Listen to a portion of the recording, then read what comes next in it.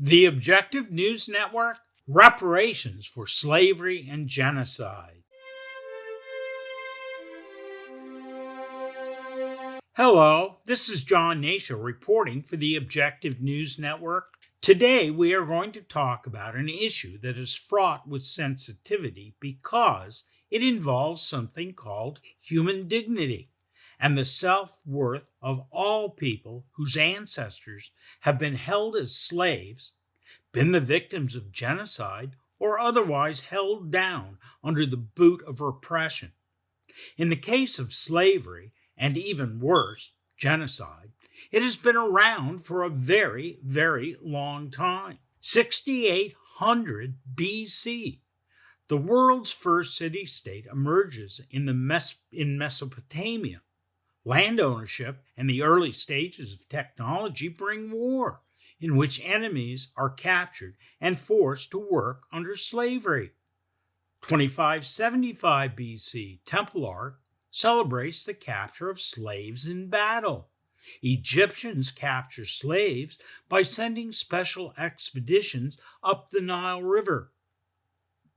120 AD, Roman military campaigns captured slaves by the thousands. Some estimate the population of Rome is more than half slave. 500 AD, Anglo-Saxons enslaved the native Britons after invading England. 1000 AD, slavery becomes a normal practice in England's rural agricultural economy. By 1830, in the aftermath of the Black Plague, Europe's slave trade thrives in response to a labor shortage. Slaves pour in from all over the continent, the Middle East, and North Africa. People of all races are enslaved. At least at this point, a slave, and being the victim of repression, is largely open to people of all races, not just African Americans. And then in 1444, Portuguese traders bring the first large cargo of slaves from West Africa to Europe by sea, thereby establishing the Atlantic slave trade. Meanwhile, European settlers killed 56 million indigenous American Indian people over about 100 years in South, Central, and North America. American Indians and their cultures were decimated in the years after 1492. 1526, Spanish explorers take their turn to bring the first American slaves to settlements in what would later become the United States. By 1550, slaves of all races are depicted as objects of conspicuous consumption in much of Renaissance art. During the 16th, 17th, and 18th centuries, chattel slavery was the most common form of slavery known to Europeans. This system, which allowed people considered legal property to be bought, sold, and owned forever, was lawful and supported by all of the major European powers. In 1641, chattel slavery officially arrives in America, with Massachusetts becoming the first British colony to legalize slavery in 1641. From 1861 to 1863, the United States engages in a great civil war. The number of American soldiers who died between 1861 and 1865 is generally estimated at about 620,000 soldiers, approximately equal to the total of American fatalities in the Revolutionary War, the War of 1812, the Mexican War, the Spanish-American War, World War I, World War II, and the Korean War combined. This number includes 360 1,222 Union deaths of Caucasian soldiers who gave their lives to stop the evil system of chattel slavery, first adopted in the United States in Massachusetts in 1641. 1932 to 1933.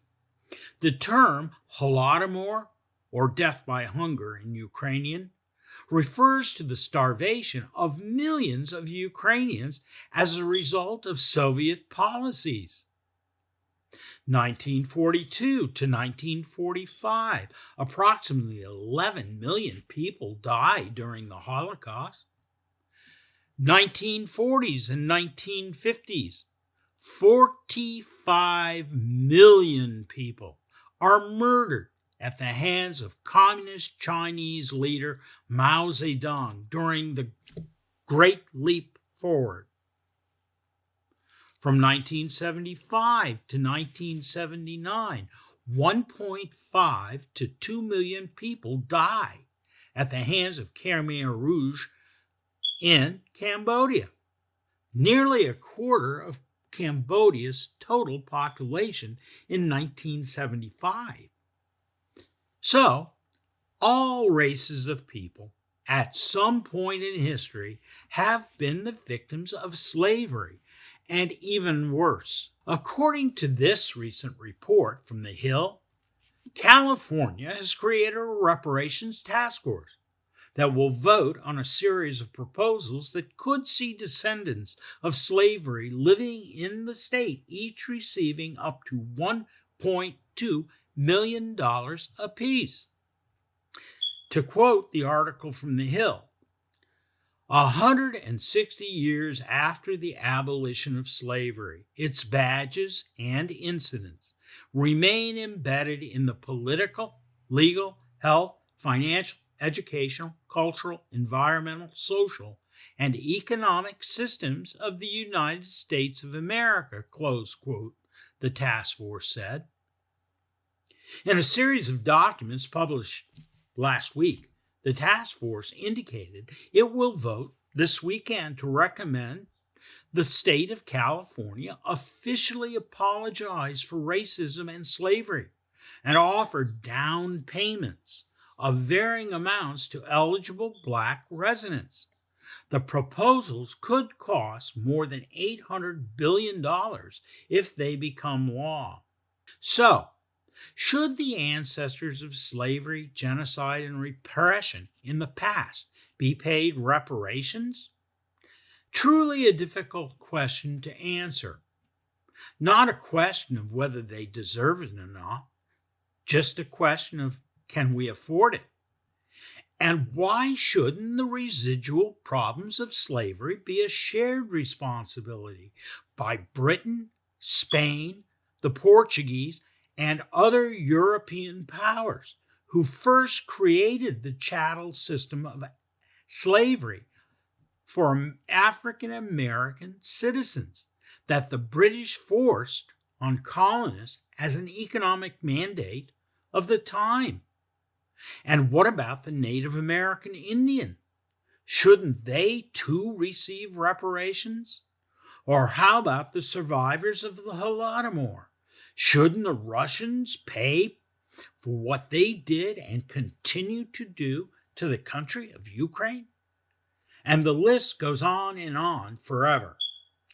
The truth be told, there is not enough money on the planet to make up for the despicable things that human beings do to other human beings. Maybe we should use the money to help break down the barriers for all Americans, Black, white, red, Asian, and brown, to change our moral behavior. It is what it is for May 8th, 2023. Thank you for watching. We hope to see you the next time. This is Hnatio reporting for the Objective News Network.